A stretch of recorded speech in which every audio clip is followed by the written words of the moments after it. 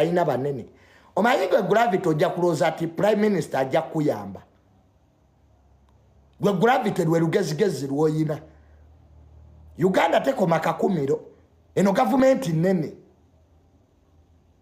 ojja kuddawo gravity obeera weesiriwaze Katikkiro ayogera naawe oyogera olowooza Uganda ekoma kakumiro ojja kutegeera ati gavumenti nene kati gwe gravity kankuwa example.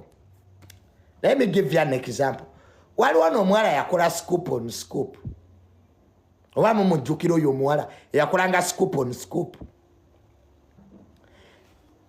Yagenda n'ayogera ku munene ogwo. Kati omunene n'akuba essimu ku TV gye yali akola. Oyo omuwala bamulemesa omulimo Mary Luswata ali eri akuba kyeyo Tina. Yes, mumujjukira Fiastina. Ayina omunene gwe yamanyira ogwo.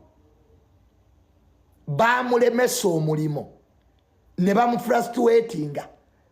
Omuwala agenda n'okutuuka nga teyasoma na journalism. Ebintu bya Uganda bwe bitu ebibeera.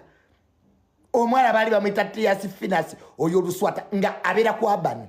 Akola scoop on scoop kati akuba kyeyo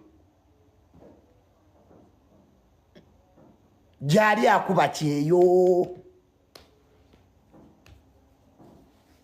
omulimo bagumulemesa